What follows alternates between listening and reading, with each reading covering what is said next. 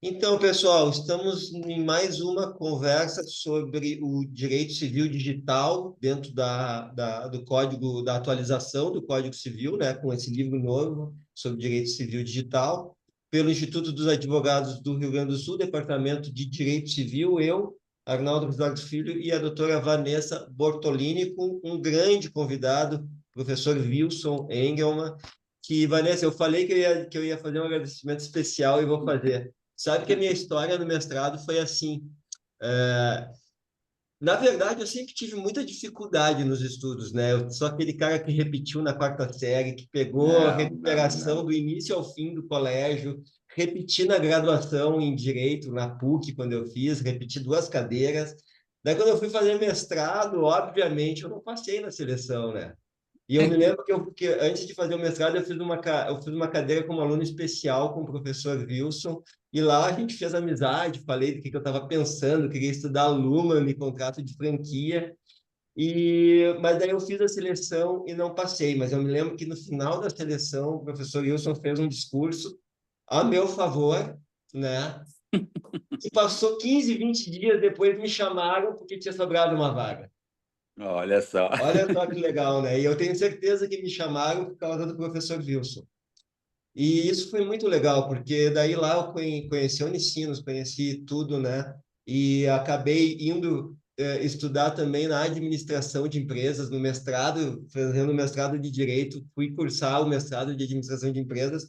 Hoje eu estou finalizando o doutorado de administração de empresas e como é importante isso, né? Às vezes as coisas não vão dando certo, mas a gente recebe uma segunda chance, assim, e a coisa vai se desenvolvendo e a gente nem sabe onde vai parar, né? Hoje sou um advogado que dou aula e escrevo sobre uma interseção entre gestão e contratos, entre gestão interempresarial e contratos, que é um tema bem tecnológico, que eu digo assim, e nunca pensei que isso fosse acontecer e, enfim, aconteceu porque eu recebi essa segunda chance e uma segunda chance que foi capitaneada pelo professor Wilson. Então, queria te agradecer demais, Wilson. Assim, olha, foi realmente.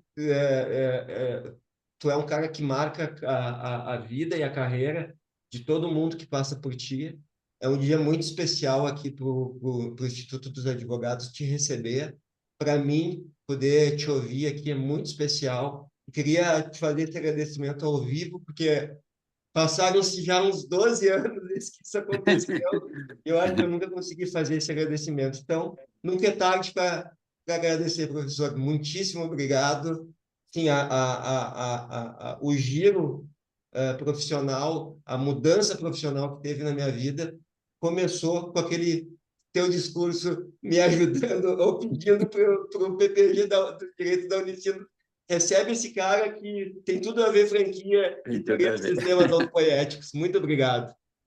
Legal, muito obrigado, Arnaldo. Vanessa, vou te passar a palavra para apresentar aí o nosso professor e passando depois a palavra direto para o professor começar a sua explanação, que vai ser maravilhosa sobre neurodireitos. Professor que há uns 20 anos já fala sobre isso, né, professor? Como um Pois é. professor mesmo. Muito feliz, muito honrado com a sua participação. Obrigado, viu, pela gentileza. Obrigada, professor Arnaldo. Bom, na verdade, dispensa apresentações, né? O professor Wilson Engelmann é ou já foi professor de todos nós, né? Mas, seguindo o protocolo, então, o professor Wilson Engelmann é doutor e mestre em Direito Público pela Unicinos, pós-doutor em Direito Público e Direitos Humanos pela Universidade de Santiago de Compostela, na Espanha. É professor, pesquisador do programa de pós-graduação em Direito, mestrado e doutorado e do mestrado profissional em Direito da Empresa e dos Negócios da Unicinos, bolsista de produtividade em pesquisa do CNPq e líder do grupo de pesquisa JUS Nano. Então, sem mais delongas, eu passo a palavra ao nosso querido professor, agradecendo pela presença hoje. A palavra é toda sua, professor Wilson. Tá certo, então, muito obrigado a essa querida dupla. Então, saudar a Vanessa. Então, muito obrigado pela apresentação do meu currículo. E um agradecimento especial ao Arnaldo, que me deixou emocionado aqui do outro lado da tela, por essa referência. Então, os dois que estão aqui conosco mostram o quanto vale a pena o ensino e a pesquisa, enfim, em uma universidade como a Unicinos, e o quanto vale a pena esse ser professor, que é uma coisa assim que eu gosto muito e é uma coisa que me dá muita alegria, muito prazer. Então é muito bom quando a gente vê dois jovens pesquisadores que estão aí alçando voos no doutorado, enfim, com certeza vão fazer a diferença tanto na advocacia, no exercício da sua profissão nobre em relação ao direito, mas também, provavelmente, e o Arnaldo já está, e a Vanessa logo em seguida também, como futuros professor e professora. Então, meus parabéns, eu fico muito lisonjeado com o convite e a oportunidade de ver vocês dois assim tão engajados nessa perspectiva de levar para os advogados e para as advogadas, enfim, do Rio Grande do Sul, mas do Brasil como um todo, já que isso depois vai para uma rede, e para a gente poder discutir e muito mais trazer inquietações do que trazer certezas, enfim, sobre o capítulo que a reforma do Código Civil brasileiro está trazendo justamente na parte do direito digital, que são alguns artigos bastante inovadores que tratam sobre a questão dos neurodireitos. Então, eu fiquei pensando quando recebi o convite para falar por onde começar. E eu tradicionalmente começo, enfim, dependendo do contexto, falando sobre a quarta revolução industrial. Então, provavelmente, tanto o Arnaldo quanto a Vanessa já me ouviram falar, talvez alguns dos internautas também que vão acompanhar depois essa minha pequena contribuição, muito humilde. Me parece que a gente tem um panorama, claro que não é de agora, mas que se posiciona principalmente agora no século XXI, mas que evidentemente é preparado durante o século XX, que é a chamada quarta revolução industrial. Então hoje já se fala em quinta revolução, enfim, mas eu penso que nós temos que nos posicionar temporalmente na quarta revolução industrial, segundo Klaus Schwab, que é o CEO do Fórum Econômico Mundial, porque nós temos que olhar para a nossa realidade brasileira, em que nós ainda temos um caminho bastante complexo para perseguir, para efetivamente a gente instalar as tecnologias que estão nesse título, que estão sob esse título da quarta revolução industrial, segundo então esse próprio livro do Klaus Schwab, que eu recomendo muito a leitura, que o primeiro deles de dois, o primeiro deles é a quarta revolução industrial.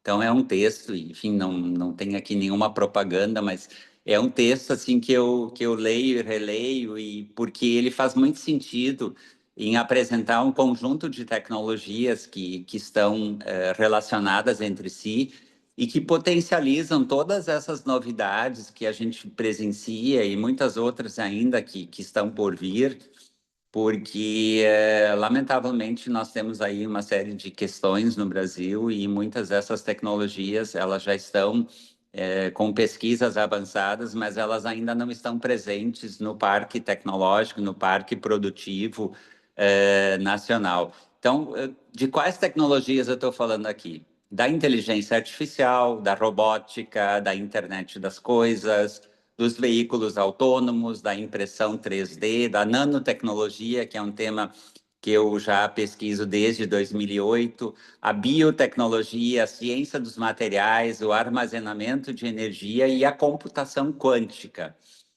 E essa não é uma relação exaustiva, mas ela mostra realmente que a gente está vivendo uma era de efervescência, uma era assim, de grandes novidades, e aí destacando apenas duas, que tem muito a ver com a minha trajetória de pesquisa, junto ao programa de pós-graduação em Direito da Unicinos e também o mestrado profissional em Direito da Empresa e dos Negócios, ambos da Unicinos, que são as nanotecnologias, e que me parece que, e eu tenho escrito sobre isso, que tudo começa a se fazer possível nessas tecnologias graças à possibilidade humana de acessar a escala nanométrica. Quando nós falamos em 1 nanômetro, a gente está falando na bilionésima parte de 1 metro. Então, é algo extremamente pequeno, é algo realmente que a olho nu não é perceptível. Com os microscópios tradicionais, não é possível enxergar esse tamanho. Então, muito recentemente, em termos assim de desenvolvimento tecnológico, enfim, em meados do século XX, o ser humano ele desenvolve, então, certos equipamentos com uma precisão atômica e que, justamente por conta desses nanoscópios, dá para chamar assim, o ser humano ele começou a enxergar uma escala de tamanho que até então existia e sempre existiu na natureza, mas que para o ser humano não existia ou não era possível fazer nada nessa escala por falta justamente de um caminho tecnológico de acesso a esse tamanho de escala que é 1 nanômetro. E, como eu disse, 1 nanômetro, como nós não somos da área tecnológica, enfim, eu preciso também enxergar e visualizar. Então, 1 nanômetro equivale à bilionésima parte de 1 metro. Ou seja, se você pegar 1 metro e começar a dividi-lo, quando você chegar na bilionésima divisão, você vai ter, então, 1 nanômetro. E é interessante, eu tenho observado isso nas minhas pesquisas, que justamente nessa escala de tamanho um pouco maior do que de 1 a 100, enfim, que não é uma diferença de tamanho muito grande, é que se produzem atualmente também todos os chips, os algoritmos e todos os outros componentes que fazem possível o desenvolvimento dos chamados sistemas de inteligência artificial. Então, a gente percebe que existe uma combinação entre essas duas tecnologias, entre essas duas pesquisas que eu tenho a felicidade de poder acompanhar, principalmente as nanotecnologias, que eu comecei a acompanhar desde 2008, quando no Brasil e fora do Brasil também havia muito pouca pesquisa e mesmo problemas que pudessem ser desenvolvidos a partir das nanotecnologias. E isso é muito importante porque essas duas tecnologias, apenas essas duas, elas vão se combinar e elas vão tornar possíveis, enfim, hoje, sistemas de inteligência artificial, o próprio ChatGPT e outros chats que já estão no mercado, e justamente por esse caminho que é possível o avanço da chamada neurociência.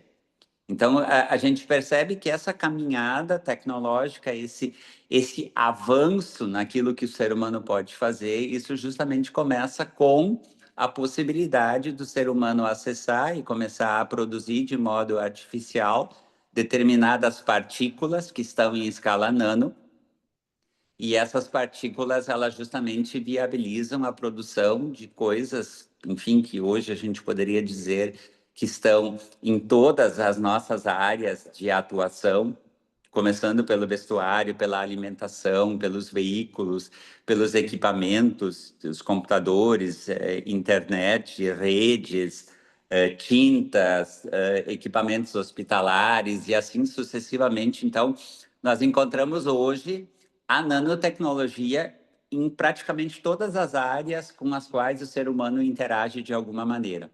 E, evidentemente, que o desenvolvimento da inteligência artificial ele vem caminhando e ele vem efetivamente produzindo também os seus impactos.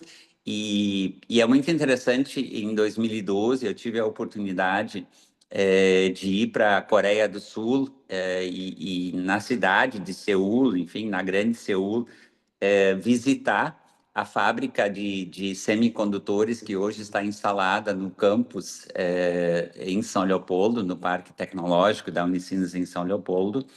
Não vou aqui dizer o nome, porque acho que não interessa, mas lá eu tive a oportunidade de conhecer um pesquisador chamado Young-Gil Kim, e esse pesquisador coreano é um pesquisador, enfim, que hoje ainda está ativo no KAIST. O KAIST é o Korean Advanced Institute of Science and Technology, e o KAIST ele é equivalente ao MIT americano. Então, a gente percebe assim que é uma grandeza bastante gigantesca. E o professor Kim, ele, numa das falas que eu pude presenciar, ele referiu que o século XXI ele seria caracterizado, e está sendo caracterizado, porque está em andamento ainda, seria caracterizado pela visão relativística e pela visão quântica. E isso geraria, na verdade, aquilo que nós estamos acompanhando, a era da informação e a era do conhecimento, né? E é muito interessante porque naquela época, para mim, isso não era muito claro, mas ele dizia o seguinte: a partir do momento em que os avanços tecnológicos, a pesquisa e todo o desenvolvimento da inovação caminharem da escala macroscópica para a escala subatômica, né, que é justamente aonde estão as nanopartículas, e é a partir daí que se criam justamente todos os componentes que sustentam os sistemas de inteligência artificial. Pois nessa era subatômica, que é essa era que nós estamos agora vivendo, evidentemente que a era macroscópica não acabou, mas o nosso foco agora é na era subatômica, e o professor Kim dizia lá em 2012 que com o desenvolvimento principalmente da mecânica quântica, dois corpos poderiam estar ao mesmo tempo no mesmo espaço. Então, essa era uma coisa então inimaginável, mas com os avanços da tecnologia, a gente começa a perceber que sim, que isso é possível, e que isso efetivamente está promovendo e sustentando a quarta revolução industrial, segundo Klaus Schwab. Mas eu tenho acompanhado também uma futurista norte-americana, talvez vocês já tenham ouvido falar, a Amy Webb. A Amy Webb, ela tem desenvolvido pesquisas nesse contexto tecnológico, e ela é a CEO do Future Today Institute. E esse Future Today Institute, a cada ano, ele publica uma espécie de um relatório gigantesco, mostrando justamente as tendências tecnológicas para aquele ano. E no ano passado, então no report de 2024, a Amy Webb ela falava sobre um super ciclo tecnológico. E ela dizia que esse super ciclo tecnológico ele seria capitaneado por três grandes vetores: a inteligência artificial, veja que ela aparece novamente, os ecossistemas totalmente interdependentes e conectados, e a biotecnologia. Então, ela falava no ano passado justamente sobre esse movimento, e este ano, talvez alguns de vocês tenham acompanhado a edição do SXSW 2025, que aconteceu agora, recentemente, em fevereiro, nos Estados Unidos. E agora, em 2025, então, a Amy Webb, ela lançou, então, esse report de 2025 e a 18ª edição. E, inclusive, trocou, então, não é mais Future Today Institute, mas agora é Future Today Strategy Group. E é muito interessante porque nesse SXSW foi lançado, então, esse report, que tem mais de 1000 páginas, e que mostra justamente, de novo, a importância que a inteligência artificial vai ter no desenvolvimento de outras tecnologias, e a importância que a inteligência artificial ela vai ter nesse contexto da produção de novos mercados, de novas sociedades, enfim, de novas habilidades. E é muito interessante porque a inteligência artificial, ela é apenas, digamos assim, um dos elos que reúne esse conjunto tecnológico. Porque a nanotecnologia é um dos vetores, né, que as pesquisas apontam, a biotecnologia e a própria biologia sintética, ela é um dos outros vetores, a parte da informação, onde está justamente a questão da inteligência artificial, toda essa parafernália, mas tem um quarto item que começa a ganhar importância nos últimos anos, que é a parte da neurociência. E justamente os avanços científicos que estão sendo desenvolvidos para o conhecimento do cérebro. Então, me parece que essa é uma questão importante, porque o cérebro, até então, era tido como, digamos assim, um lugar muito protegido pelo próprio organismo humano, tanto que é muito difícil você ultrapassar a barreira hematoencefálica que protege o crânio, que protege, enfim, digamos assim, essa parte tão fundamental para o funcionamento do sistema que é o organismo humano. E então essa é uma questão que começa a preocupar os cientistas, né? Porque cada vez mais nós, seres humanos, sempre é importante sublinhar bem isso, todo esse aparato tecnológico, todos os efeitos que essas tecnologias elas estão gerando, elas são produzidas por nós. Porque muitas vezes dizem, não, essa tecnologia ela vai acabar com o ser humano, como se a tecnologia ela tivesse existência autônoma. Enfim, até agora eu vou ter que terá talvez um dia, mas o que eu quero dizer para quem está conosco é que o que nós temos hoje de desenvolvimento tecnológico e tudo aquilo que nós vamos ter daqui para frente é fruto da inteligência humana, é fruto da criatividade do ser humano. Então, não é algo que veio, que caiu do céu, que veio de um outro planeta, não. É algo que é desenvolvido pelo ser humano.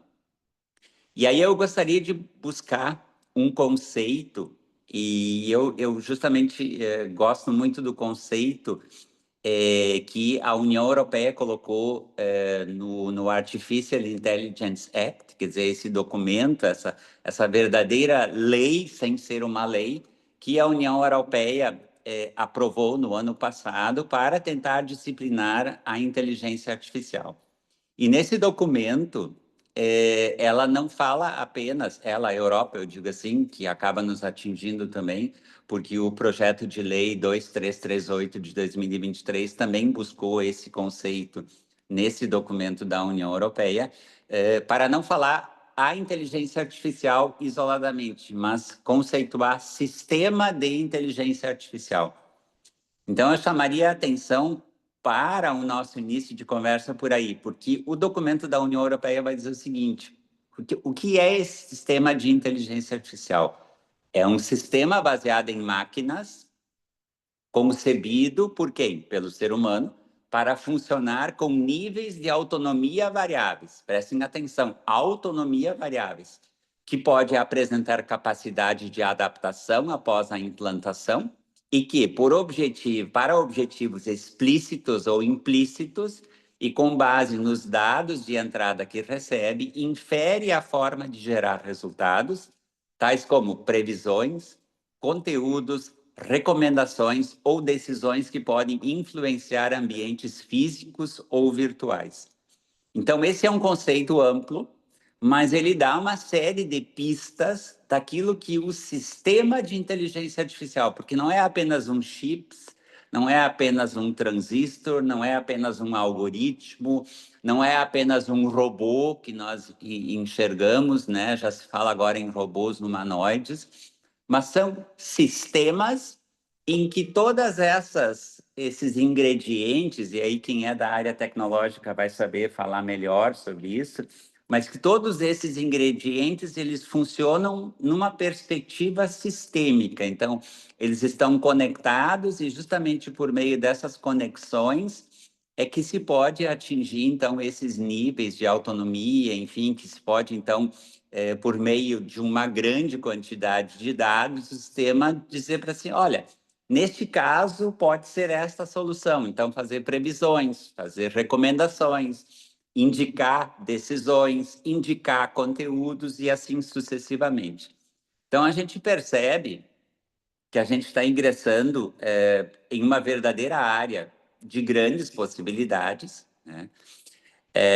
E uma das possibilidades, que é o motivo, enfim, da nossa conversa de agora, nesse momento, é justamente tentar entender um pouquinho essa questão. E para quem já foi meu aluno, em algum momento sabe que eu gosto de algumas revistas, então eu sempre digo que eu não sou vendedor de revistas, mas para vocês terem uma ideia, a revista Época Negócios, de janeiro desse ano, de dezembro e janeiro desse ano, então foi publicada há poucos meses, ela apresenta 50 tendências para 2025. E justamente nessa revista existe uma matéria, várias matérias extremamente interessantes, mas uma delas justamente fala da Amy Webb, dessa futurista norte-americana, e ela justamente menciona que para 2025 a tendência é que a inteligência artificial ela será fortalecida. E, efetivamente, nós vamos ter, segundo ela, ferramentas que têm a capacidade de operar de maneira autônoma para resolver um determinado problema, sem a necessidade de supervisão humana constante. Isso precisa de nossa atenção. Ou seja, a partir do momento em que o ser humano concebe, em que o ser humano ele inventa, ele coloca para funcionar um sistema de inteligência artificial que vai ter uma determinada autonomia em relação ao ser humano, este é um ponto de atenção.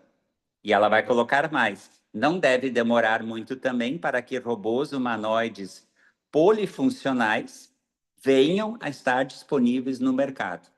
Então, essa é uma questão.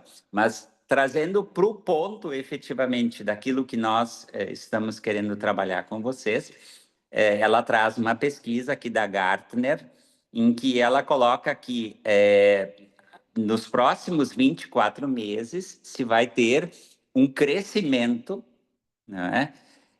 Inclusive com queda de preços, de avanços relacionados à integração da inteligência artificial. Então, na verdade, novos equipamentos. Mas o que me causou assim, uma certa apreensão, sensores mais sofisticados, e aí vem o ponto, e interfaces homem-máquina intuitivas.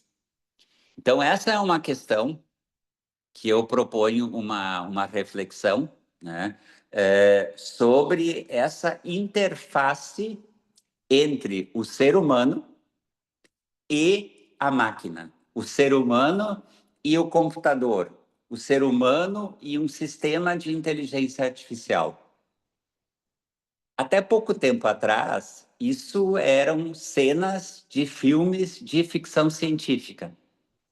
E agora a gente percebe, evidentemente, isso é uma projeção, não sei exatamente se isso se concretiza, mas se isso é colocado dessa maneira nessas revistas e se isso é apresentado em eventos globais, há um indicativo de que sim, que nós temos o desenvolvimento forte de sistemas de inteligência artificial que vão juntar, que vão acoplar um sistema de IA ao organismo humano, que vão acoplar um sistema de inteligência artificial ao cérebro.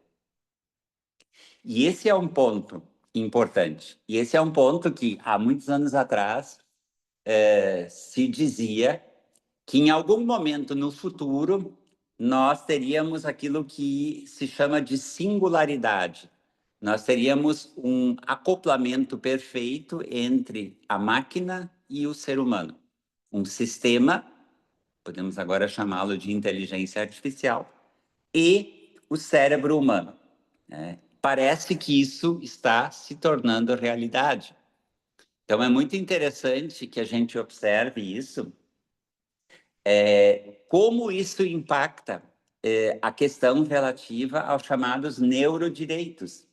E aí eu vou tomar a liberdade aqui de ler, né, aquilo que está escrito nesse texto de anteprojeto do Código Civil, né, dentro do capítulo do direito digital, do direito civil digital, existem alguns artigos muito curiosos que tratam sobre os neurodireitos. E aí, um dos artigos diz assim: os neurodireitos são parte indissociável da personalidade. Então, veja que é uma questão interessante, porque, inclusive, a previsão dos direitos de personalidade, que foi uma grande novidade do Código Civil de 2002, parece que são significativamente importantes, porque esses direitos de personalidade, eles também agora se aplicam nesse novo capítulo que se inaugura no direito brasileiro ao se colocar dentro desse anteprojeto do Código Civil a regulamentação dos neurodireitos. Então, os neurodireitos, assim como os direitos de personalidade, tá? São, na verdade, não podem ser, aliás, transmitidos, nem renunciados e nem limitados. Então, essa é uma questão muito importante. E o parágrafo 1º desse futuro artigo diz o seguinte: são considerados neurodireitos as proteções que visam preservar a privacidade mental. Veja que interessante. Surge aí uma categoria inovadora que é a chamada privacidade mental. A identidade pessoal, o livre-arbítrio, o acesso justo, a ampliação ou melhoria cerebral. Veja que o código, enfim, o anteprojeto Código Civil já pensa, inclusive, nessa perspectiva do acoplamento da máquina ao cérebro, quando ele prevê aqui que, se houver a possibilidade, deve-se assegurar um acesso justo à ampliação ou melhoria cerebral. Olha que interessante. A integridade mental, a proteção contra vieses das pessoas naturais a partir da utilização de neurotecnologias. Depois a gente vai continuar um pouquinho mais aqui na redação do texto, mas o que eu quero destacar para vocês é justamente o caráter inovador do Chile, porque o Chile, em 2021, ele foi o primeiro país do mundo a colocar dentro da própria Constituição uma proteção fundamental e que diz assim, ó: o desenvolvimento científico e tecnológico estará a serviço das pessoas e se desenvolverá ou se levará a cabo com respeito à vida, a integridade física e psíquica. E aí o legislador constituinte colocou o seguinte nessa emenda: uma lei, né, uma lei ordinária, provavelmente, regulará os requisitos, condições e restrições para a sua utilização em pessoas, devendo resguardar especialmente a atividade cerebral, assim como a informação proveniente dela. Então, veja, muito recentemente, em 2021, então, o Chile, ele aprova, então, essa emenda constitucional e colocando justamente um direito fundamental de proteger, olha, é muito interessante essa redação, de proteger a atividade cerebral, né? Quando você pensa, poxa, mas como é que vai se proteger a atividade cerebral? Pois os avanços, eles vão mostrando que a criatividade do ser humano não tem limites. E essa é talvez uma boa pergunta para a gente refletir. Será que tudo aquilo que o conhecimento, que a curiosidade, enfim, que a inteligência do ser humano pode produzir, efetivamente deve ser produzido? Essa me parece que é uma questão que envolve ética, envolve direito, envolve sociologia, envolve política, envolve todos os ramos. Porque essa é uma pergunta fundamental. O ser humano vai dizer, eu posso. E se eu posso, eu devo fazer? Ou será que eu não deveria avançar em determinados momentos? Então, essa é uma pergunta para a gente refletir e para a gente avançar. E vocês vão perguntar, aí no Brasil, além dessa questão do Código Civil, eu fui buscar, nós temos uma proposta de emenda à Constituição, que eu recomendaria a todos acompanhar. Isso está tramitando no Senado Federal, é a PEC 29 de 2023, então também bastante recente, em que o senador Randolfo Rodrigues e outros pretendem alterar justamente a Constituição Federal para incluir entre os direitos e garantias fundamentais a proteção à integridade mental e à transparência algorítmica. Então, me parece que estão juntando numa emenda dois temas, porque uma coisa é você trabalhar pela transparência dos algoritmos, que é uma parte da inteligência artificial. Outra coisa bem diferente, né, porque ela nos envolve diretamente, porque tem a ver com o nosso cérebro, é a integridade mental. Mas, de qualquer maneira, existe esse projeto em tramitação, mas, assim, eu fiquei um pouco triste, né, por conta dessa questão. Esse projeto, então, essa PEC, aliás, foi apresentada no dia 13 de junho de 2023 e não andou, na verdade. Ela está aguardando na Secretaria de Atas e Diárias, enfim, na Secretaria também de Apoio à Comissão de Constituição, Justiça e Cidadania, aguardando a distribuição dessa matéria desde 2023. Então, essa é um elemento que talvez não caiba aqui na nossa discussão, mas que eu também gostaria de deixar uma provocação. Eu tenho pesquisado e tenho escrito, tenho orientado trabalhos de pós-graduação no sentido de que talvez essas novas tecnologias elas não devam ser reguladas pelo processo legislativo tradicional. Eu penso que nós do direito temos outras ferramentas, né, como, por exemplo, os princípios, e eu penso que a gente precisaria, nós do direito, não apenas da academia, mas, enfim, a advocacia como um todo, começar a prestar atenção no caráter normativo, regulatório dos princípios. Porque imaginem vocês, em 2023 foi apresentada essa PEC, ela não andou, na verdade, né? Ela só saiu de uma porta, entrou na outra porta e ali ficou, está esperando, né, alguma movimentação. E, no entanto, o desenvolvimento neurotecnológico continua em estado acelerado, né? Então, me parece que essa PEC, por mais importante que possa ser o conteúdo dela, ela vai vir atrasada. Lamentavelmente, ela vai vir atrasada. Eu também quero compartilhar com vocês que existe na Câmara dos Deputados um projeto de lei querendo regular a mesma matéria da PEC, né? Então, já tem ali uma sobreposição que me parece que também a gente precisaria discutir. Mas o PL 522 de 2022, veja, inclusive ele é anterior à PEC, também buscou fazer alterações na Lei Geral de Proteção de Dados para incluir, primeiro, conceituar o dado neural e caracterizá-lo como um dado pessoal sensível. E aí tem uma série de considerações. Então, esse projeto ele até avançou um pouco mais, ele já foi para a Comissão de Saúde, é ali que ele foi debatido. Houve um substitutivo ao projeto original, depois foram apresentadas emendas ao próprio substitutivo. Então, ele está, enfim, ele está tramitando.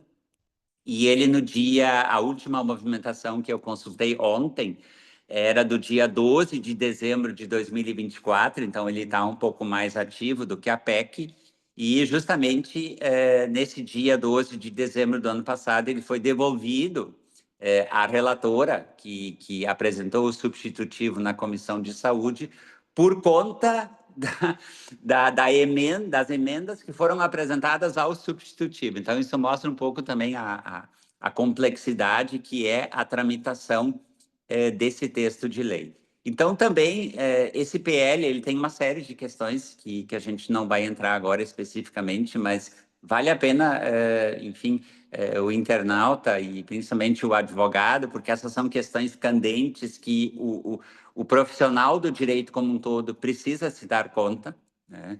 Porque esse dado neural, ele é, então, categorizado por esse PL como um dado pessoal sensível, tá? E é muito interessante que a emenda ao substitutivo, ele traz um conceito que chama dado neural. E olha como é interessante, como é amplo o dado neural. é qualquer informação obtida, direta ou indiretamente, da atividade do sistema nervoso central. Então, vocês vejam bem, a tecnologia ela está começando a entrar num campo que é, digamos, central para ser, enfim, redundante, central na vida humana, que é o sistema nervoso central, e cujo acesso é realizado por meio de interfaces cérebro-computador, tá aí essa questão da singularidade, ou qualquer outra tecnologia, invasivas ou não invasivas. Então, vejam, meus caros e minhas caras, vamos pensar um pouco sobre isso. Qual regulamentação, ou qual regulação, melhor dizendo, vai ser a mais adequada para esse tipo de investida tecnológica no corpo humano? Essa é uma questão assim que tem me preocupado bastante, porque a gente percebe e tem que trazer de volta de novo aquela pergunta: será que tudo aquilo que a nossa criatividade ela consegue projetar, consegue desenvolver nos laboratórios, será que tudo isso deveria ser levado para a indústria e, enfim, disso se transformar num grande negócio? Então, essa é uma questão assim que eu penso que a gente precisa pensar. Penso que precisa pensar, é muito bom também. A gente precisa refletir, e há uma discussão na doutrina que traz justamente a perspectiva de se é necessário um novo marco regulatório para os neurodireitos. Então, a gente começa a observar que existe uma espécie de uma divisão entre autores, enfim, entre publicações, alguns entendendo que não é necessário, e nesse sentido é muito interessante um artigo publicado em 2021 na revista Frontiers of Human Neuroscience, que é de uma dupla de colegas colombianos, e os colegas colombianos eles entendem que não seria necessária uma regulação específica para os neurodireitos, né? Porque seria, segundo eles, uma proliferação regulatória e que no conjunto poderia se perder a essência efetivamente daquilo que é protegido. Eles entendem que se você aplicar corretamente os direitos humanos, as regras sobre os direitos humanos, já se teria uma proteção, ao menos uma proteção para este momento. Porque, embora já se fale há vários anos sobre neurociência, enfim, sobre os desenvolvimentos a partir do cérebro, ainda é algo bastante novo, ainda é algo assim que, enfim, desperta muito mais a curiosidade e filmes de ficção científica do que propriamente a realidade. Entretanto, o que se observa é que cada vez mais o ser humano ele vem desenvolvendo equipamentos e ele vem buscando ingressar com imagens e com sistemas, com eletrodos, justamente para entender o funcionamento do cérebro, para entender como é essa parte da saúde mental que se junta à saúde orgânica e faz com que nós sejamos os seres humanos que somos. Então, me parece que esse é um tema importante e que justamente levanta a questão: o que regular, afinal? Né? Qual é o objeto? Vamos regular o cérebro? Vamos regular, enfim, os dados neurais? Isso também é uma categoria que ainda precisa ser melhor compreendida. Entretanto, eu recebo semanalmente uma newsletter de um grupo de pesquisadores, chama-se Futurism, futurism.com.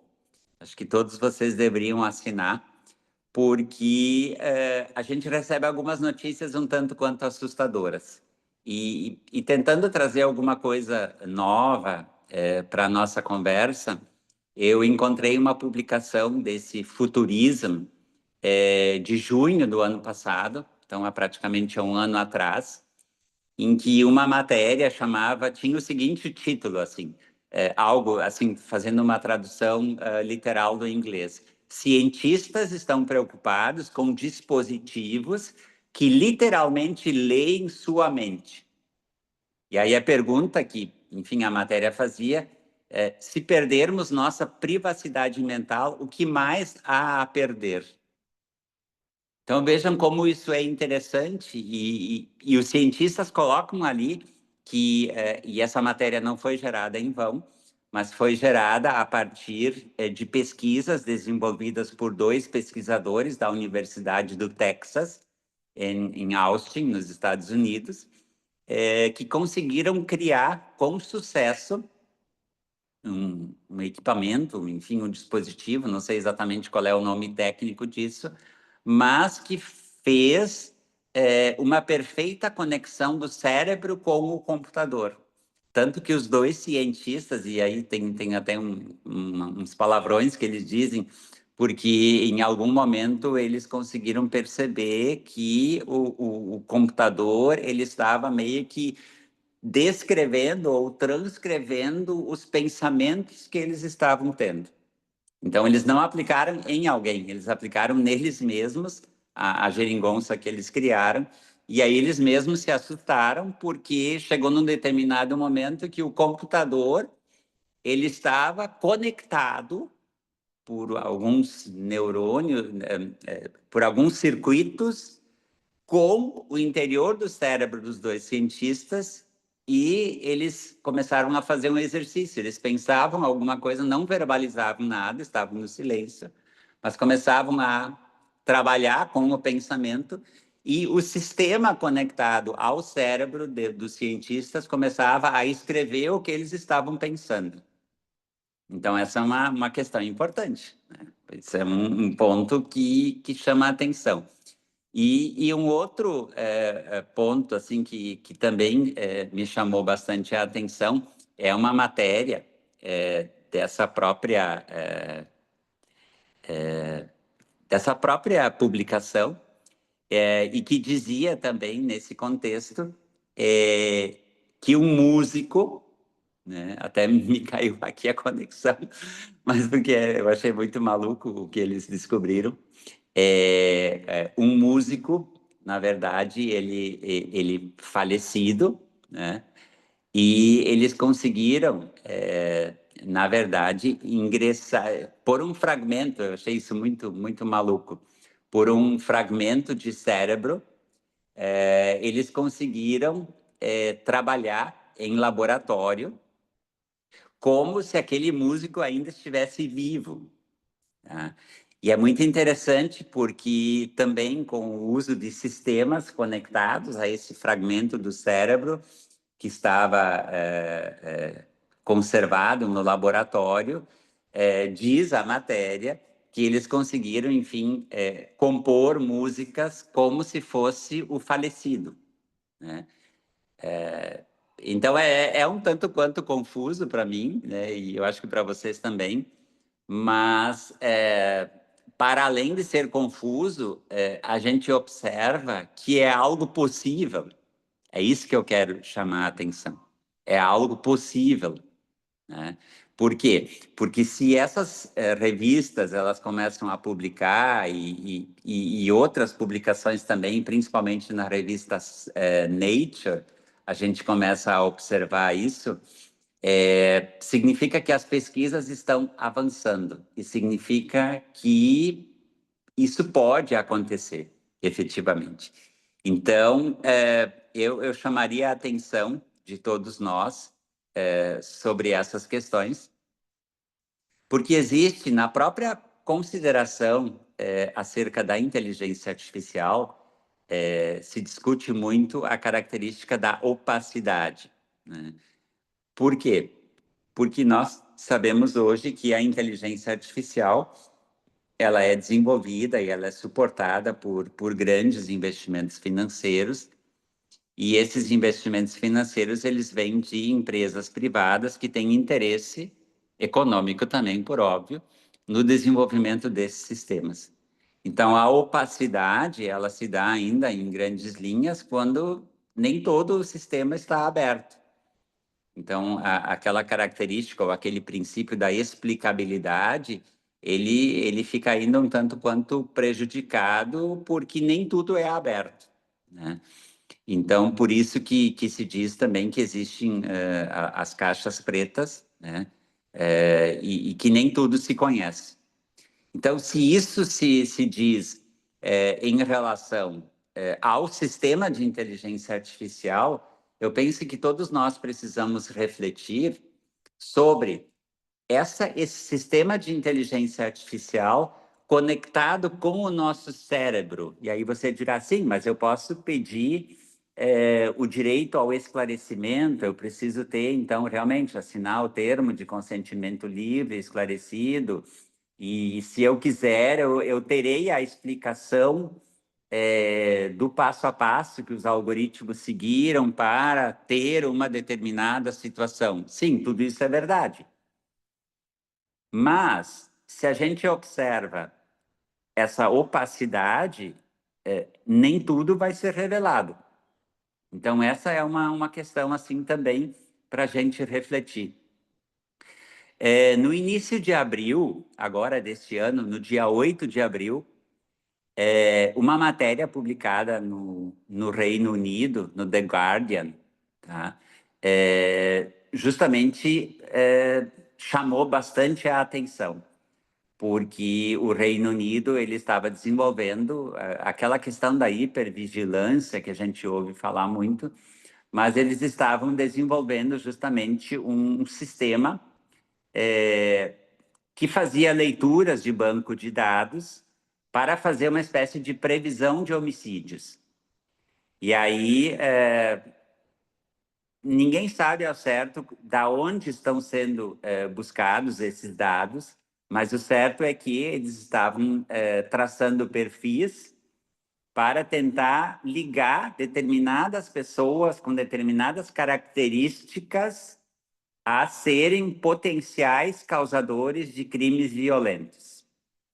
E aí, originalmente, esse projeto em inglês foi chamado de Projeto de Previsão de Homicídios, mas como a opinião pública, enfim, ela se levantou contra esse projeto do governo, eles alteraram o nome para Compartilhamento de Dados para melhorar a avaliação de risco. Então, a gente percebe que o famoso caso do Compass norte-americano, que, enfim, depois de muita discussão também, então, se percebeu que havia uma opacidade ali na identificação dos perfis de determinados criminosos. O Reino Unido agora parece que está querendo fazer algo semelhante a esse Compass. E essa não é uma notícia do ano passado, não. É uma notícia do dia 8 de abril deste ano. Tá? E publicado, enfim, no The Guardian, que acho que é uma notícia bastante significativa. Então, a gente percebe que existe uma série de riscos nessa questão, né? O próprio perfilamento, enfim, de características físicas, de características de vários outros matizes, sem aqui mencionar também para a gente não criar nenhum estigma, mas a gente sabe do que eu estou falando. E isso vai acabar, de novo, gerando discriminação, né? E vai gerar, está gerando esse fenômeno dos vieses, e está gerando o fenômeno da discriminação algorítmica, né? Então, essa é uma questão efetivamente preocupante, né? Porque isso envolve e, de certo modo, ataca a liberdade individual das pessoas, a privacidade dos dados pessoais. E se nós avançarmos para essa questão dos dados neurais, inclusive, aí incluindo a questão dos dados neurais, né? Então, eu acho que nós temos aí um grande tema, né? Que a gente precisa explorar. E eu chamaria a atenção aqui para a chamada discriminação epistêmica, que está publicado num livro muito interessante da Miranda Fricker, que é Epistemic Injustice, o poder e a ética do conhecimento, algo nesse sentido. Então, na verdade, essa questão ela tem muito a ver com análises preditivas, com a injustiça testemunhal, a injustiça hermenêutica, a questão da desigualdade e assim sucessivamente. Então, todas essas questões, elas gravitam em torno do nosso tema principal, que é essa ideia que a gente poderia chamar assim de autonomia cognitiva, ou daquilo que também, embora tenha uma vinculação religiosa, como o nosso livre-arbítrio. Então, em que medida, nesse mundo de sensores, nesse mundo de redes, em que se você procura algo em algum sistema de busca, depois você é, na verdade, literalmente bombardeado de notícias, de propagandas daquilo que você procurou. Então, esses são problemas reais que a gente já tem, né? E são problemas, isso é muito interessante, que a própria área científica, a área hard, ela está chamando a atenção. E na revista Nature, como eu mencionei, tem várias publicações nesse sentido, em que os próprios cientistas que estão desenvolvendo toda essa parafernália vinculada ao cérebro, chamam a atenção, né, sobre essa questão.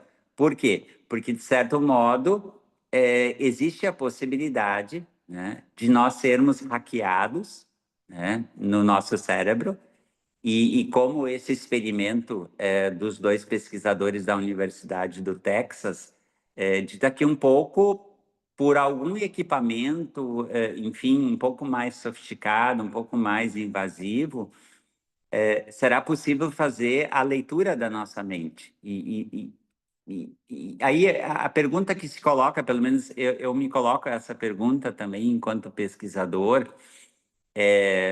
qual é o limite para essa atuação?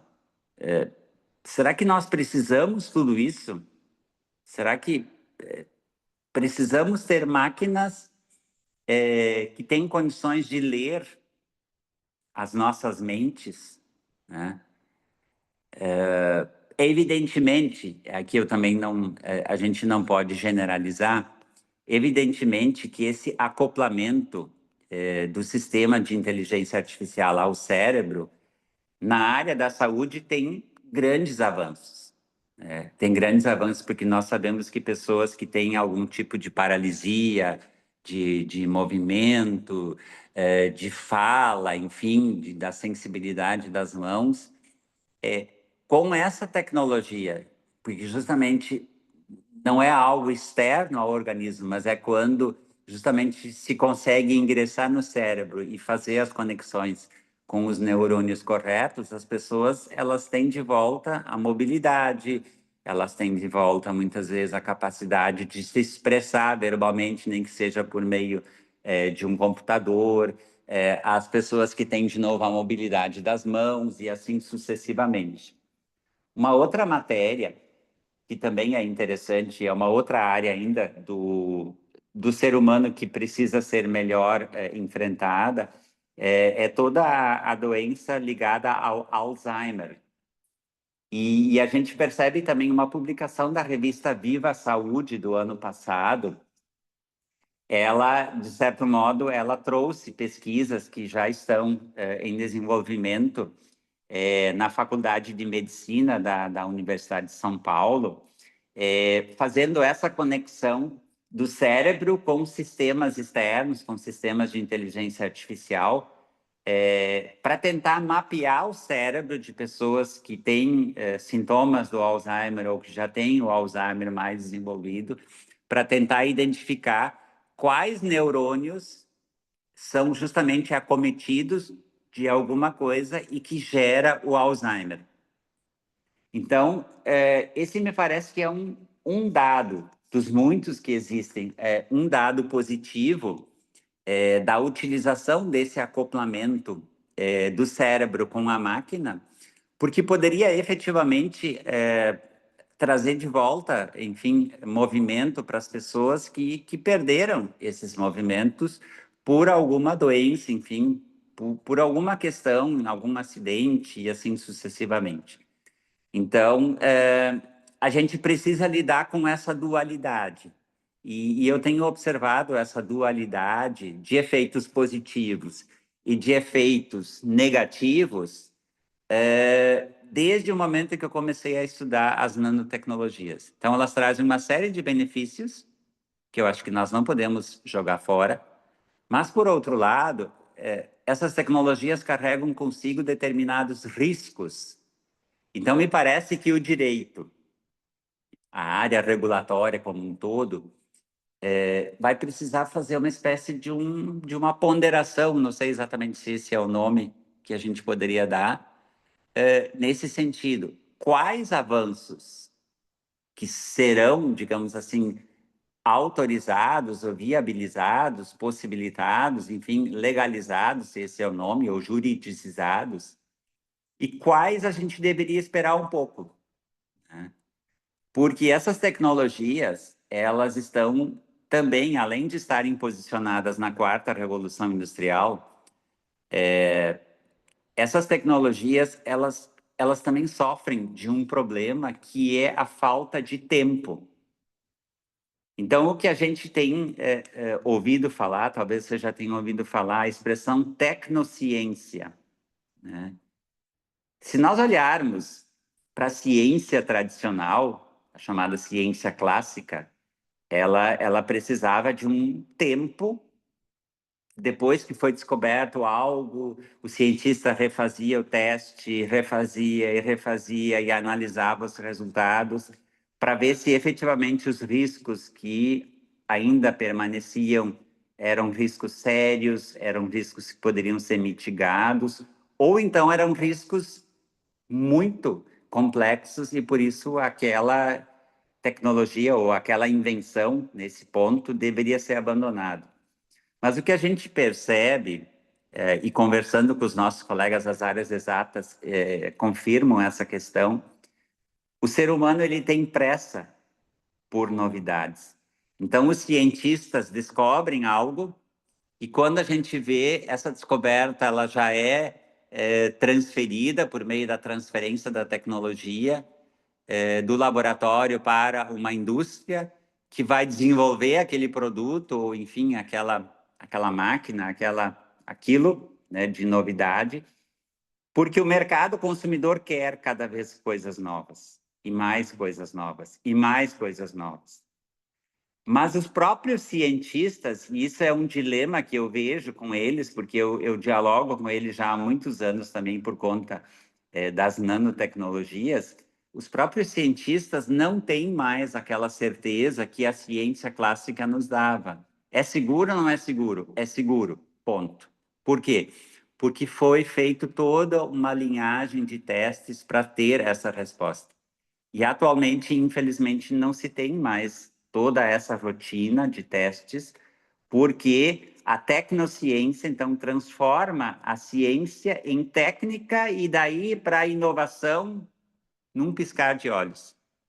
E aí não se tem mais a certeza sobre a segurança daquilo que foi descoberto, daquelas interconexões que foram desenvolvidas. Então, eu penso que o papel do direito também nesse ponto é bastante interessante, porque a tecnologia vai continuar avançando, né? Ela não vai parar, embora se fale eventualmente em chamar a mora, não é? De alguma tecnologia, mas isso não vai acontecer. E aí eu não sei exatamente quanto tempo nós temos ainda, mas eu queria voltar de novo para o projeto, para o anteprojeto do Código Civil e justamente destacar que além do anteprojeto, tem uma série de críticas, né, e nós não vamos entrar aqui nesse ponto, em outros tantos setores do anteprojeto, enfim, tem vozes críticas sendo levantadas, mas me parece que essa ideia de criar um novo livro sobre essa perspectiva do direito digital e dentro do direito digital, ensaiar uma regulação sobre os neurodireitos é algo bastante positivo. Se é a melhor forma, não saberemos isso agora. Não tem como saber isso de antemão. Mas o que eu quero deixar destacado é que, além desse parágrafo primeiro que eu li antes, o parágrafo segundo ele estabelece uma série de garantias dentro desse contexto. E diz assim, ó, são garantidos a toda pessoa natural. Então, aqui nós estamos... Veja que o Código Civil está falando para quem? Para as pessoas físicas. Isso é muito interessante. Ele está falando para nós humanos. O que deve ser trabalhado e, na verdade, é vedado o uso de neurotecnologia de forma coercitiva, então ninguém deve ser obrigado a fazer nada nessa parte, e sem o seu consentimento. Então, esse me parece que é um ponto importante para o direito trabalhar. Qual é o significado do mais abrangente possível do significado desse consentimento? Quando a gente trabalha com o Comitê de Ética em Pesquisa, quando a gente faz pesquisa envolvendo pessoas, a gente precisa apresentar ao Comitê de Ética o termo de consentimento livre e esclarecido. E o Comitê de Ética, ele nos pede, ele nos exige, ele não aprova o nosso projeto se esse termo ele não vem com uma linguagem simples, com uma linguagem que seja compreensível pelo leigo, porque geralmente são as pessoas não técnicas que participam dessas pesquisas. Então, essa é uma discussão muito importante. Então, quais são essas garantias? Veja, o primeiro dessas garantias, o direito à liberdade cognitiva, né? Então, isso é muito importante. Então, assim como nós temos a liberdade de ir e vir, a liberdade de expressar o nosso pensamento, tem agora a ideia da liberdade cognitiva. Então, ninguém pode ser forçado a nada nesse campo da neurotecnologia. O direito à privacidade mental. Veja como é interessante isso. Até então se falava sempre na privacidade da pessoa, enfim, das suas coisas e assim por diante. Agora nós temos uma nova privacidade, a privacidade mental. E aí o anteprojeto explica o que é essa privacidade. É um direito, um direito nosso, pessoa física, nós temos essa proteção contra o acesso não autorizado ou não desejado a dados cerebrais, vedada a venda ou a transferência comercial. Então, veja, esses são direitos, são garantias, melhor, segundo o Código Civil, enfim, o anteprojeto, que a gente ainda vai ter que discutir muito, porque são categorias novas. Liberdade cognitiva, privacidade mental. Uma terceira garantia, integridade mental. Então, além da privacidade, o Código Civil está trazendo uma terceira categoria, a integridade mental. Ou seja, de que você não vai permitir, não vai ser submetido à manipulação da atividade mental por meio de neurotecnologias. Nenhum controle sobre esse próprio corpo, sobre o próprio cérebro, sem um consentimento. De novo, vem essa palavra, sem consentimento. Aí, qual consentimento? Qual é o tamanho, a gente tem que perguntar assim, de um controle sobre o cérebro que alguém, uma máquina, um sistema poderá fazer. Depois, o 4, direito de continuidade da identidade pessoal e da vida mental. Veja que interessante isso. Veja que interessante. Identidade pessoal e da vida mental. Ou seja, é uma proteção e é uma redação que me pareceu muito interessante, embora a gente tenha que discutir o alcance disso. O que diz aqui? Proteção contra alterações na identidade pessoal ou coerência de comportamento, vedadas alterações não autorizadas no cérebro ou nas atividades cerebrais. Veja, são vários conceitos, e são vários conceitos indeterminados. porque qual é o significado disso? Depois, o direito de continuidade, o direito ao acesso, isso que era o destaque, o direito ao acesso equitativo a tecnologias de aprimoramento ou extensão cerebral. Então, vejam bem, o Código Civil, ao mesmo tempo que ele protege, ele também diz o seguinte, bom, mas o cérebro humano pode ser melhorado. A gente percebe que talvez muitas pessoas que estão nos ouvindo devem estar pensando, mas o que quer dizer isso? Talvez um dos nossos grandes problemas seja um problema de memória. Coisas que nós esquecemos, coisas que em algum momento a gente gostaria de lembrar e não lembra, aí a gente toma nota, e se toma nota e perde o apontamento, a gente também não vai se lembrar mais. Então, eu ousaria dizer que um problema, entre aspas, eu não sei exatamente se isso é um problema, é a falta de memória, né? Ou uma memória que a gente gostaria de tê-la em maior proporção. Então, talvez com os avanços aí da neurotecnologia seja possível você colocar um chip ou você colocar um HD externo no cérebro, que você vai ter uma entrada e que você pode, portanto, armazenar mais coisas do que o seu cérebro tem condições de armazenar. E a sexta garantia que é estabelecida, a sexta e última, o direito à proteção contra práticas discriminatórias, enviesadas a partir de dados cerebrais. Então, veja que essa também é uma questão importante. E aqui eu gostaria também de deixar mais uma reflexão. Nós somos tão inteligentes, nós somos dotados de uma capacidade inventiva que nós conseguimos fazer essa descoberta e mapear o cérebro, mas a gente não consegue deixar de discriminar. E a discriminação aqui em vários níveis, em vários setores, de várias maneiras.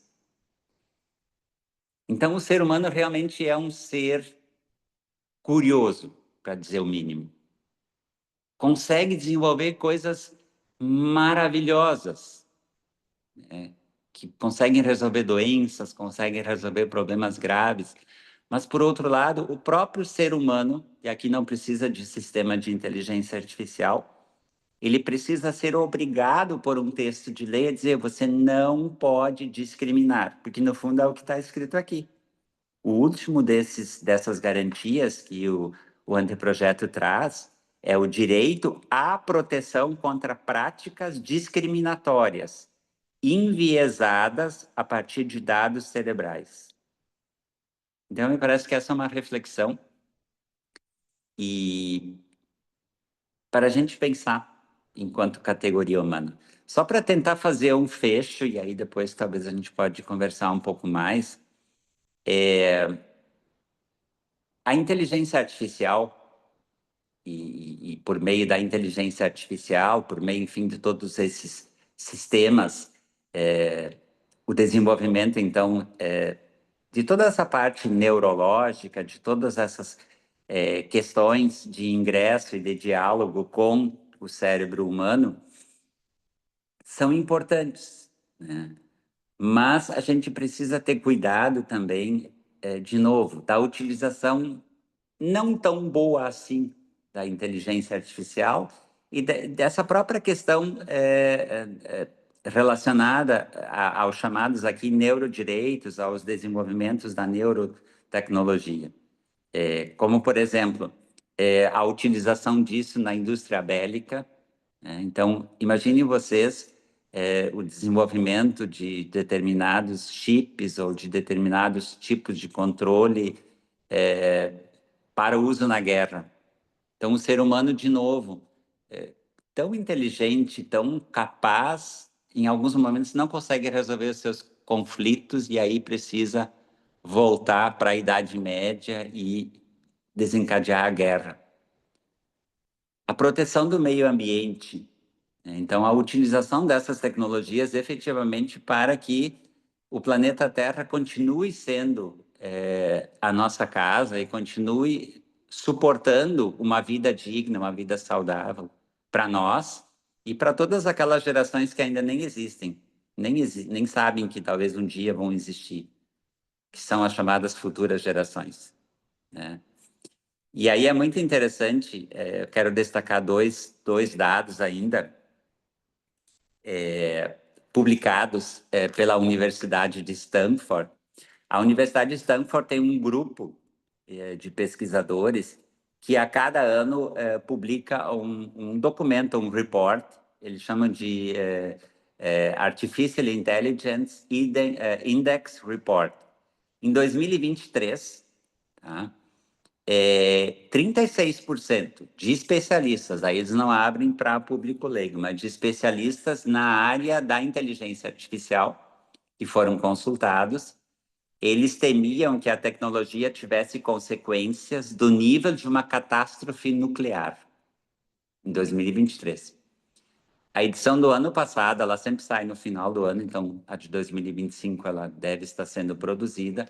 A edição de 2024 desse report sobre inteligência artificial apontou que 86% dos especialistas concordaram total ou parcialmente que a inteligência artificial generativa representa uma ameaça suficiente para requerer uma governança global. Então, meus caros e minhas caras, esses dois dados, eles falam por si. Em 2023, 36% dos especialistas achavam que a inteligência artificial ela poderia gerar uma catástrofe nuclear. O documento produzido no ano passado, ele já apontou 86% desses especialistas, nem todos, mas enfim, total ou parcialmente, entendiam que para tentar organizar, enfim, o desenvolvimento da inteligência artificial, não seria suficiente a criação de uma lei para cada país, mas que se deveria pensar em algo mais global, né, como, enfim, governança ou um tratado, que também tem as suas dificuldades, mas, de qualquer modo, se observa que tem muito a ser feito, né? Os próprios cientistas preocupados com esses avanços e nessa preocupação da ciência, então, a gente traz para a discussão, né, que não se esgota aqui, a gente poderia continuar falando, mas que é importante a gente pensar sobre isso. Até que ponto nós, humanos, podemos ou devemos ir na conquista do cérebro? Porque o cérebro, aparentemente, ele está lá em cima, ele faz o comando, né, dos nossos pensamentos, da razão, das nossas decisões. Ele comanda o organismo, ele comanda todo esse sistema. E agora o ser humano está desenvolvendo, não é agora, mas dos últimos anos para cá, né, desenvolvendo ainda mais a pesquisa, e justamente para tentar entender como funciona o nosso cérebro e, mais do que isso, como nós podemos potencializar o cérebro a partir da sua união com sistemas de inteligência artificial. Então, eu penso que esse é um tema gigantesco, né? É um tema muito importante, né? Porque ele envolve uma espécie de dados. Até agora nós falávamos de dados sensíveis, falávamos de dados outros à disposição, enfim, se você concede ou não concede, quando alguém faz uma pesquisa, quando você quer contratar alguma coisa. Mas agora nós estamos começando a tratar de um outro tipo de dados, que são dados que podem ser gerados a partir do nosso cérebro. Então, essa é uma reflexão importante, é uma reflexão séria, porque ela coloca de novo, e talvez de uma maneira um pouco mais delicada e complexa,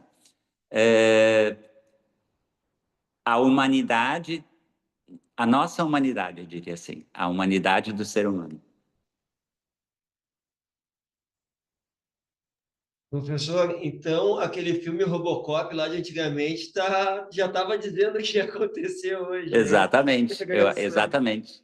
Eu A acho gente, que, sabe que os filmes de ficção científica, eu gosto muito deles, porque, de alguma maneira, eu não sei como, por isso eu sou eles fã acertaram? dos cineastas, eu não sei como eles conseguem projetar algo assim para um futuro que você olha lá atrás, nossa, isso nunca vai acontecer. E quando você Acontece. vê aquele filme, é a realidade, não é mais filme. É de 1987, professor. Imagina, Olha E imagina. aí. quanto a essa questão ali das alterações não autorizadas no cérebro, eu vou indicar aqui, professor, o primeiro episódio da nova temporada do Black Mirror. É exatamente o que fala esse inciso. É muito interessante, não vou dar spoiler. O primeiro episódio da primeira Das, temporada? não, da sétima temporada, nova Ah, da temporada sétima. agora. É, Tá. alterações não autorizadas na atividade cerebral, é bem interessante. Ah, eu vou olhar. Eu adoro Black Mirror, mas esse eu não vi ainda. É. Tá bem? Mas, professor, acho que Professor, vamos ter que marcar um outro encontro para continuar, né? Porque é muito assunto e é muita informação. Eu já peguei aqui várias dicas de leitura que certamente eu vou usar para o Tá. doutorado também. Tá bem? Vocês que sabem. Eu adoro. Vocês sabem que eu tô aqui adorando isso aqui. maravilhoso, professor. Muito vou agradecer pelo essa sua disponibilidade, essa verdadeira aula que o senhor deu. Muita coisa me veio em mente. Eu pensei aqui, enquanto o senhor Sim, falava no início, eu pensava em autonomia da privacidade mental ou da privacidade neural, e depois o senhor falou isso através de uma revista que eu não recordo o nome. Pensei na gamificação que acontece com os motoristas de plataforma digital, que é uma é, coisa que está nessa pegada também, só que exatamente. um pouco É, menos tecnológico, né? Mas é uma reclamação que existe dentro das plataformas digitais de mobilidade urbana, mas também o José sim, Rodrigo Rodrigues estuda no consumidor, né? Essa isso, exato. gamificação que é o que mexe com a autonomia privada, ou autonomia da privacidade, aí a gente não sei acho que não se trata de autonomia privada especificamente, né, mas uma autonomia da privacidade mental, neural mesmo, alguma coisa nesse sentido. Eu acho que a gente vai ter que pensar em novas categorias. E eu Novas não sei exatamente, categorias, né? né? Acho que É, sim, né? Acho que é uma questão que quase de impossível fiscalização Sim, também acho. que acontece, né, dentro de cada pessoa que está usando ou sendo usada pela tecnologia. Exato, exatamente, E, é, exatamente. e realmente, né, eu acho que é a repetição de coisas que já acontecem há muito tempo, né? É o remédio que pode curar ou pode matar no excesso, Sim, né? exato. E eu acho que o ser humano sempre acaba nessa gangorra de utilização dos inventos que ele mesmo faz, né? Entre usar para o bem ou para o mal, enfim, né? Acho que a gente não quero ter não quero ter uma fala imperialista, mas parece que a gente sempre acaba, não nós, obviamente, mas a maioria das pessoas que talvez não tenham a condição ideal para lutar contra, mas acabam vítimas, né, de Sim, verdadeiros experimentos sociais, né, exato, que ao fim e ao exatamente. cabo é movido pelo que a gente sabe que sempre é movido, que é o lucro, o dinheiro, né, os negócios, né? É isso E aí. eu acho que a gente chega num momento, professor, que realmente é de dificílimo controle, dificílima fiscalização. Não creio que a lei vai dar um caminho para dizer o que é certo e errado, mas não creio que ela consiga Não, combater o que é errado, né? E acho que a gente sai com 99% de dúvidas, um pouquinho de certeza, e a principal certeza é que a gente tem dúvida mesmo, né? é Aquela isso coisa, né? aí. É aquele provérbio já antigo, né? Só sei que nada sei, né? É, Sócrates já dizia Totalmente, né, isso. professor? É isso E aí. acontecer Mas eu novamente. acho que mas eu acho que esse tipo de, assim, de atividade, como vocês estão fazendo aqui, eu acho que ela tem esse objetivo, acho que é para desacomodar as pessoas. Exatamente.